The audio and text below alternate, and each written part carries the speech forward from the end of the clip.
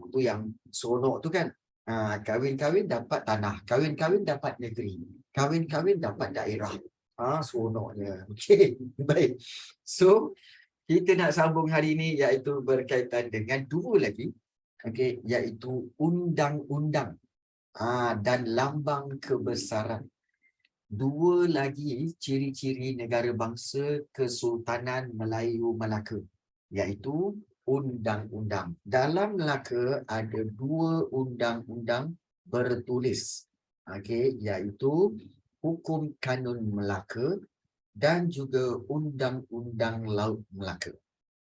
Dan undang-undang ini digunakan untuk mengukuhkan kerajaan dan untuk melindungi rakyat. Ingat dua ni maknanya undang-undang sebenarnya digunakan untuk mengukuhkan kerajaan itu dan juga untuk melindungi rakyat daripada sebarang ketidakadilan.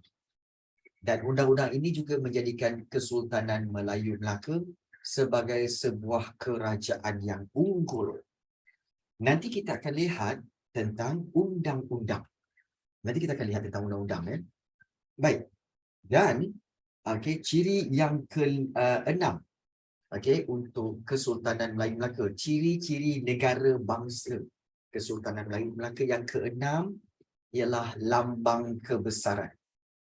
Lambang kebesaran ini adalah satu identiti sesebuah kerajaan dan juga keistimewaan Sultan Melaka. Dan lambang kebesaran ini menjadi simbol kedaulatan Sultan yang memerintah. Antara lambang-lambang kebesaran ini termasuklah adat istiadat, penggunaan warna. Kalau raja sebenarnya dia penggunaan warna apa? Kalau raja-raja dia guna warna apa? Kuning. Dia warna kuning. Warna kuning di raja itu memang warna diraja lah. Yang dimaksudkan adat istiadat tu adalah segala adat-adat yang telah diperkenalkan dalam adat istiadat raja, seperti adat pertabalan sultan, adat keputeraan sultan, kemudian juga adat perkahwinan sultan. Jadi itu semua adalah adat-adat yang berbeza daripada rakyat biasa. So dia special. Dan kemudian ada nobat. Tapi daripada dulu ramai tanya, sebenarnya apa itu nobat? Siapa tahu? Apa itu nobat?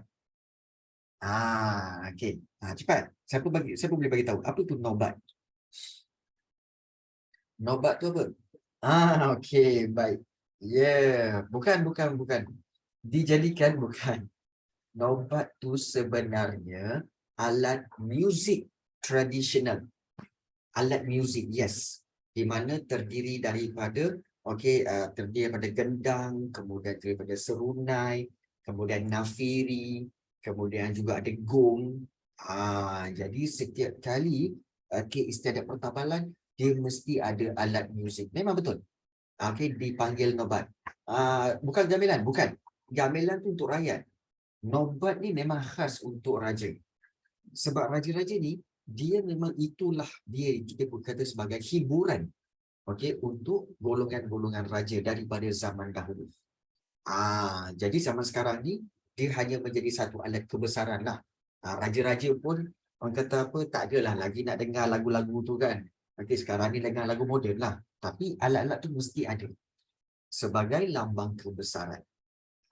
Jadi bila pertabalan pelantikan sultan tu akan diiringi oleh nobat. Jadi bunyinya tradisional lah. Tak pernah lagi kalau sultan-sultan dia akan ditabalkan dengan bunyi-bunyian moden.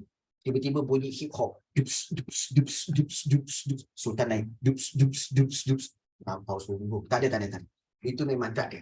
Jadi itu memang tak ada. Kan tak pasal-pasal ada yang anak raja, anak sultan kan shuffle kat depan tu. Got that drip. Jadi tidak ada perkara-perkara sebegitu. Jadi itu nobat. Begitu juga alat-alat regalia. Okey, untuk pengetahuan kamu, regalia ni, regalia ni sebenarnya alatan-alatan yang dipakai di badan sultan itu. Seperti tangkolok, seperti kalung, seperti pending diraja, kemudian cokmar, itu semua adalah peralatan, kita panggil alat regalia. Ya, maksudnya perhiasan lah. Ya, perhiasan lah. Perhiasan. Kalau kamu tengok, gambaran sultan-sultan ni sebenarnya memang dia ada banyak, kita kata sebagai alat regalia. Memang alat regalia. Dan itu kita kata sebagai lambang kebesaran. Lambang kebesaran. Jadi penting untuk kamu tahu bahawa itu adalah lambang kebesaran bagi seseorang raja atau seseorang sultan. Sebagai contoh, kalau kita tengok contohnya macam di Sultan Perak. Ini Sultan Perak. Kalau kamu tengok Sultan Perak ni, nampak tak? Dia ada dia punya destar dia ada dia punya kalung dia, kemudian dia ada dia punya selendang macam tu, kemudian dia ada kalung-kalung macam tu. Ini yang simple je ni. Ini yang simple. Jadi ini adalah apa? Alat-alat regalia. Yang ada di badan dia tu, itu alat-alat ataupun regalia, menunjukkan kebesaran diraja itu. Jadi macam kamu semua ada juga alat kebesaran kalau kamu pergi sekolah. Contohnya apa? Kamu punya lencana, kemudian kamu punya name tag, kemudian kalau ada yang prefect, pakai necktie. Itu sebenarnya melambangkan identiti. Itu identiti sekolah kamu. Jadi itu kelebihannya. Tapi kalau macam korang semua, sekolah korang sekarang kalau pergi sekolah pakai kasut hitam kan? Betul, pakai kasut hitam kan? Okey. Zaman cikgu dulu,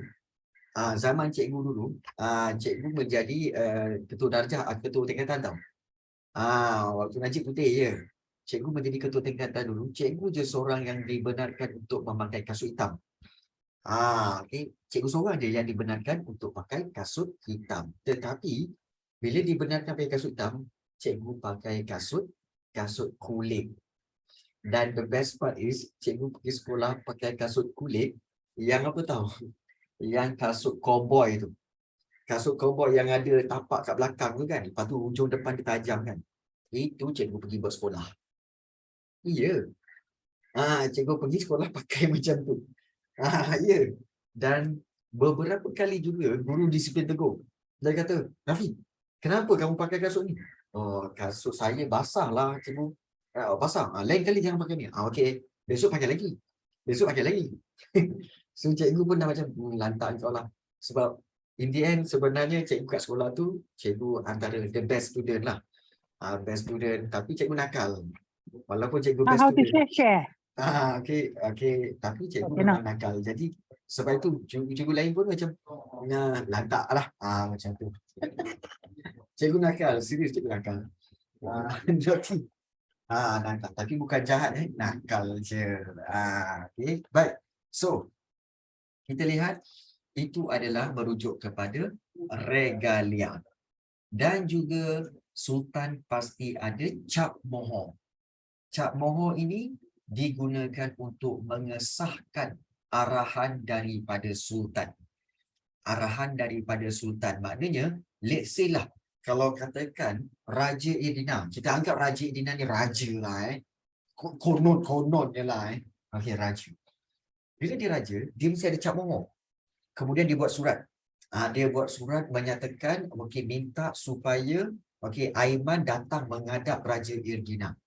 Jadi bila Raja Irdina letakkan cap mohon tu, kemudian orang akan bawa surat itu pergi jumpa Aiman. Aiman, Raja nak jumpa kamu. Raja mana? Raja Irdina. Apa bukti dia? Inilah dia surat dan inilah dia cap mohon daripada Raja Irdina. Maknanya sah surat itu memang datang daripada Raja Irdina. Contoh. Ya? Contoh. Jadi, okey, Maknanya cap mohon itu sebagai mengesahkan surat itu datang daripada raja ketika. Bermakna inilah dia lambang-lambang kebesaran, okey, yang mana lambang-lambang kebesaran ini penting, okey, sebagai menandakan kedaulatan Kesultanan Melayu Melaka. Jadi kita telah lihat, okey, iaitu ada 6 kedaulatan, ciri-ciri negara bangsa Kesultanan Melayu Melaka, iaitu ciri negara bangsa Kesultanan Melaka ada kerajaan, ada rakyat, kemudian ada kedaulatan, kemudian ada wilayah pengaruh, ada undang-undang, dan yang keenam ada lambang kebesaran. Kalau kamu bandingkan ciri negara bangsa kerajaan Kesultanan Melaka dengan kerajaan alam Melayu memang berbeza. Macam alam Melayu yang kita tengok hari itu, nanti kerajaan alam Melayu, ciri negara bangsa dia ada 4. Raja, undang-undang, wilayah pengaruh, dan rakyat. Tapi kalau Kesultanan Melayu Melaka, dia ada 6. Iaitu yang pertama kerajaan, rakyat, kedaulatan, kemudian wilayah pengaruh, undang-undang, dan lambang kebesaran. So, ini 4 dan 6 ni memang kamu kena ingatlah.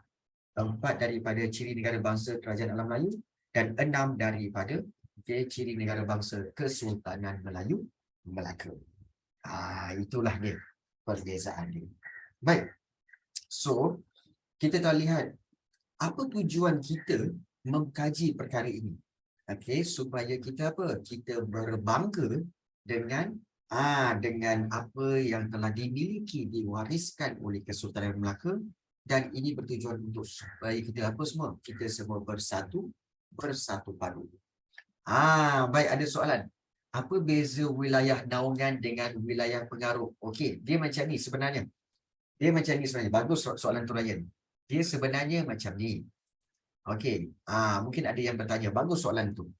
Sebenarnya wilayah pengaruh adalah terdiri daripada 3 perkara, iaitu wilayah taklukan, kemudian yang kedua wilayah naungan, dan satu lagi wilayah yang diperoleh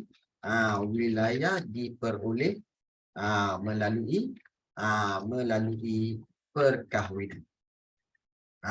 Perkahwinan.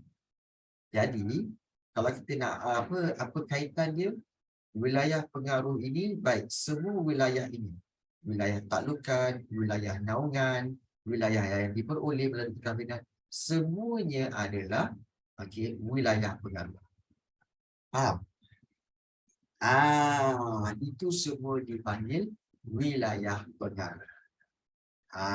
Jadi supaya kamu faham, wilayah pengaruh ada, semuanya berkait.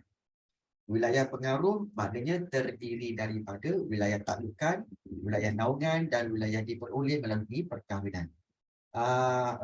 Kalau wilayah yang dijajah bukan wilayah pengaruh. Yang dijajah itu adalah taklukan.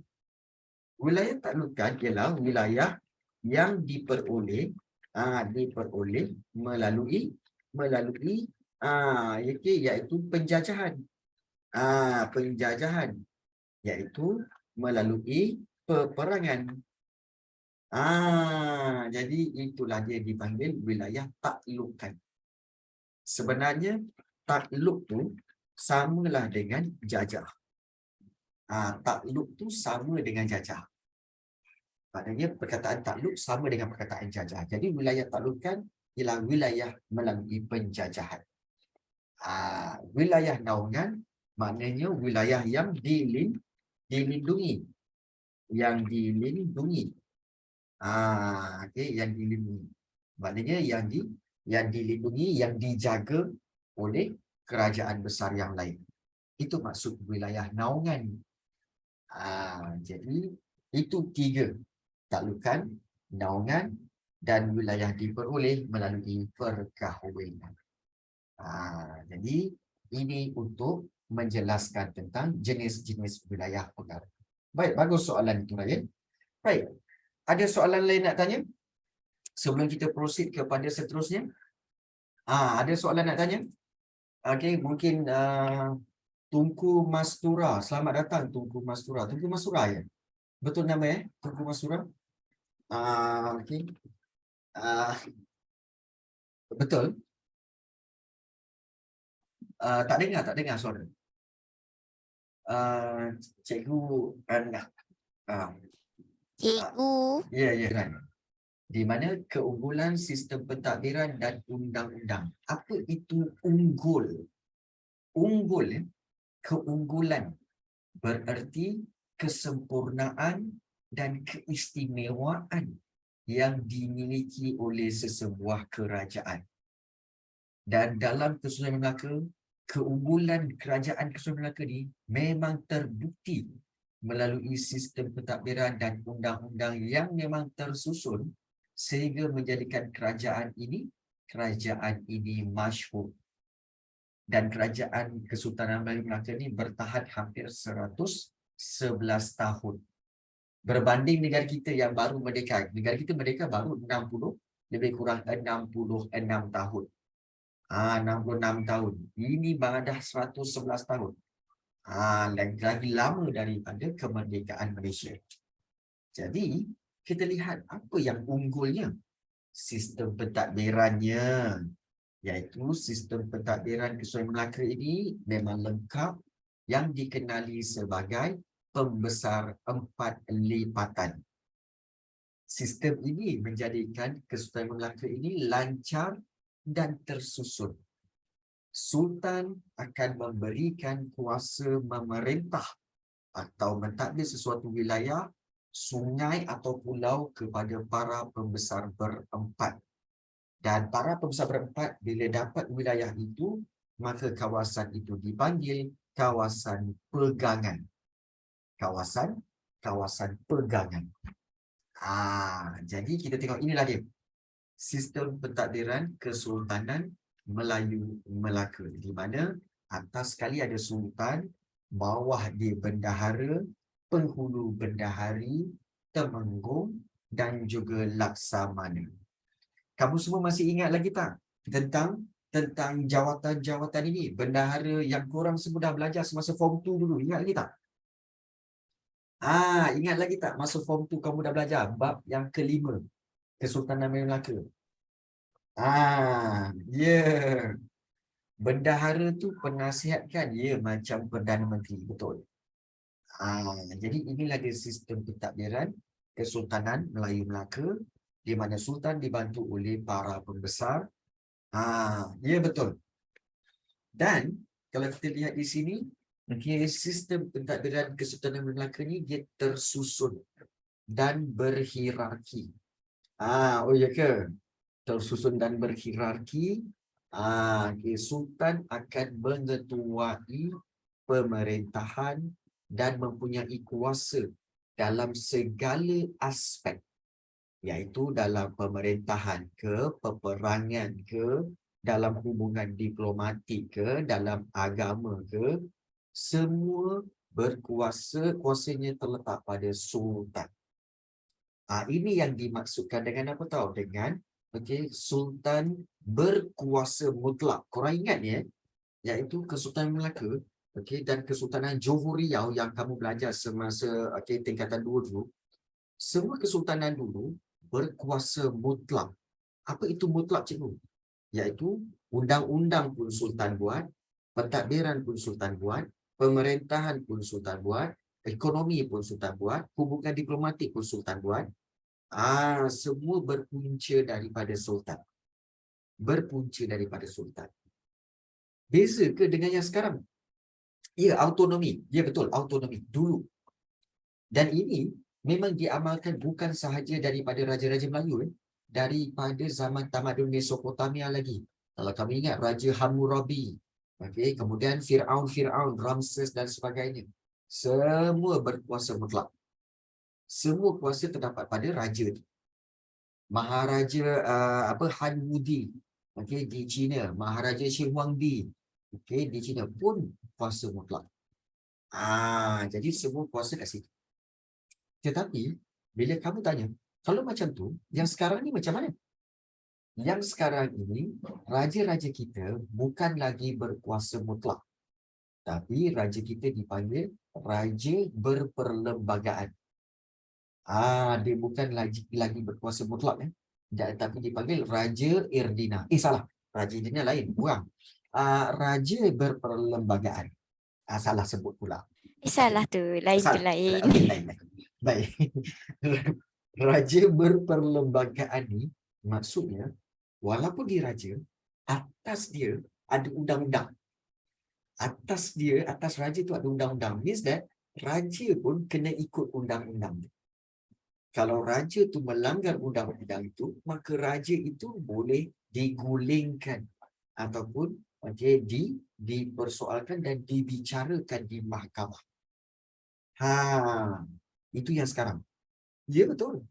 Sekarang ni raja berperlembagaan, maknanya raja kena ikut perlembagaan atau undang-undang yang tertinggi. Dulu tak. Dulu undang-undang bawah. Raja yang buat undang-undang. Maknanya sekarang sultan tidak berkuasa mutlak. Tapi kenapa macam tu? Kenapa macam tu? Kerana apabila munculnya ideologi nasionalisme, yang mana kedaulatan bukan lagi raja. Kedaulatan adalah hak rakyat. Itu nasionalisme. Yang akan belajar dalam bab 2 nanti. Dulu, kedaulatan raja. Kedaulatan raja. Kedaulatan raja. Raja berdaulat. Tapi bila berlakunya revolusi keagungan di England, revolusi Perancis, revolusi Amerika, yang kamu akan belajar dalam bab 2 nanti, kamu akan lihat berubah. Di mana kedaulatan itu, kedaulatan adalah hak rakyat. Hak rakyat. Jadi raja tidak ada hak. Maka raja dikurangkan kuasanya. Malah ada raja yang digulingkan. Sampaikan negara itu dah tak ada raja. Contoh, Perancis. Perancis dulu raja. Tapi bila dah digulingkan, sampai sekarang dah tak ada raja. Contoh lain iaitu Jerman. Jerman dulu ada raja. Raja terakhir dia Kaiser William. Kaiser William pun digulingkan. Dah tak ada raja sampai sekarang. Jadi digulingkan tu maksudnya diturunkan tahta. Bukannya dibaringkan lepas tu diguling-guling. Bukan. Itu guling lain. Itu guling lain. Kau jangan fikir bukan-bukan. Gulingkan tu maknanya diturunkan tahta. Bukan diguling-guling. Bukan. Okay. Baik. Berperlembagaan tu kuasa apa? Iaitu meletakkan undang-undang yang paling tinggi. Okay. Boleh sampai jadi kuih ketayak. Sarah, lapar ke? Okay. Perlembagaan tu ialah undang-undang. Perlembagaan ialah undang-undang. Jadi semua orang kena ikut undang-undang. Jadi itu maksud raja sekarang ni, iaitu raja yang tidak berkuasa mutlak. Tidak lagi. Ya. Baik. So bagus. Persoalan-persoalan kamu ni. Baik. Dalam sistem pentadbiran dulu, Kesultanan Melaka dulu, terdapat pembesar berempat. Okey. So sekarang sultan ada kuasa atas hak apa? Sultan masih berkuasa atas pemerintahan. Cuma sultan kena ikut kuasa dia tu, dia kena bertindak masih mengikut perlembagaan, masih ikut undang-undang. Dia boleh bertindak tapi mesti ikut undang-undang. Dia macam tu. Okey. Jadi, pembesar berempat iaitu bendahara, penghulu bendahari, temenggung dan laksamana. Jadi ini adalah pembesar berempat, dan pembesar lain yang membantu dalam pentadbiran ialah Syah Bandar, Bentara, orang kaya, hulu balang dan juga penghulu. Jadi pelaksanaan pemerintahan secara sistematik inilah menjadikan pentadbiran Kesultanan Melaka ini sebagai sebuah kerajaan yang unggul. Yang unggul, maknanya yang hebat. Hebat Kesultanan Melaka kita dulu. Memang hebat. Okay, jadi itu paling penting. Baik. Di sini. Okey. Kamu faham di sini ada jawatan-jawatan seperti Syah Bandar, okey. Bentara, okey. Orang kaya dan hulu balang. Okey, ada tak persoalan di minda kamu? Cikgu, Kenapa dia panggil orang kaya? Dia betul-betul kaya ke? Orang kaya. Betul-betul kaya ke sebenarnya? Dia memang kaya dengan harta ke? Okey. Baik. Ini cikgu nak menjelaskan ya. Ya, betul. Betul Ahmad Danish. Sebenarnya orang dulu-dulu dia kaya dengan followers. Bukan follower Instagram tu, bukan follow Instagram ke TikTok, bukan. Followers tu maksudnya dia ramai pengikut. Dia ramai hamba. Hamba dia ramai. Jadi lagi ramai hamba, lagi kaya lah dia. Dia panggil, oh orang kaya. Itu orang kaya. Kerana apa? Dia ada 300 orang hamba, 300 orang pengikut. Dia ada 1000 orang hamba. Dia ada 1000 orang pengikut. Jadi semakin banyak hamba, semakin banyak pengikut, maka semakin kaya lah dia. Jadi nak tanyalah, kalau macam tu, kalau korang punya Insta sekarang follower berapa? Ramai ke? Okay. Nak tengok tak? Kau mana tahu dalam kelas ni ada orang kaya.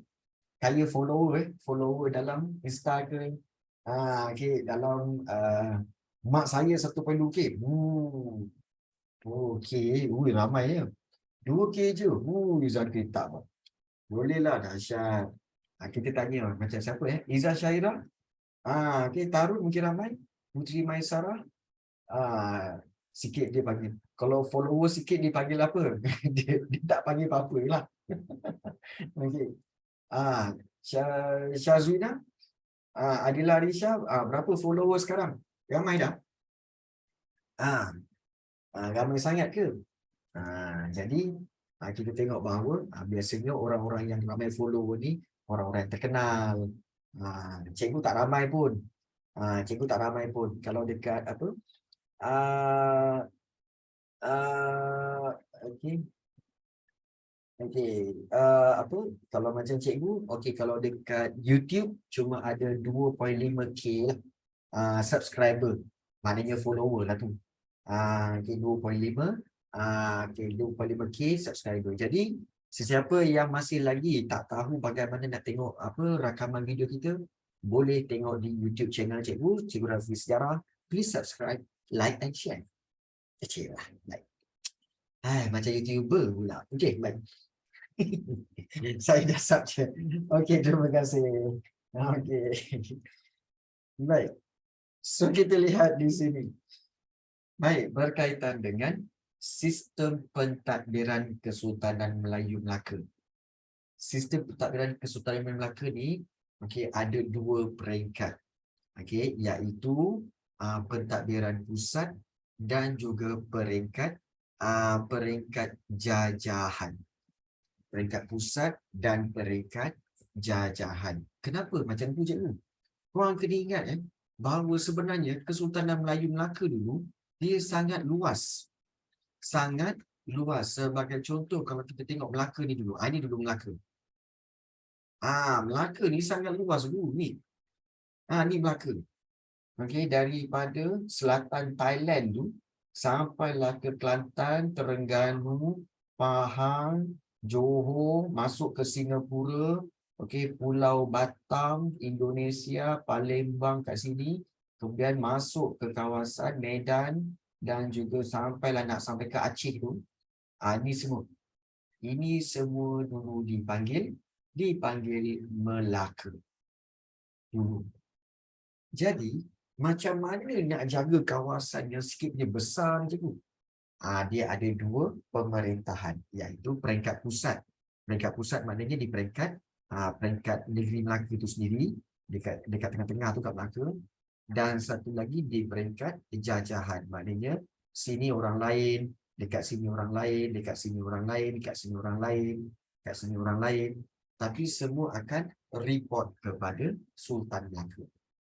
Semua akan report kepada Sultan Melaka. Jadi besar kot. Memang sangat besar. Tapi sekarang ni Melaka macam mana? Melaka sekarang macam mana? Melaka sekarang ni, kalau kita tengok sekarang ni Melaka macam mana? Macam tu je lah cikgu Melaka. Macam tu je lah. Iaitu Melaka tu Kat sini je Tak dapat dari tanda pula tu. Okey, iaitu di kawasan sini sahaja. Sini Cikgu, je. Ya, Melaka Raja pun dah tak ada kan? Ram Melaka. Baik, untuk pengetahuan kamu, ya, memang betul.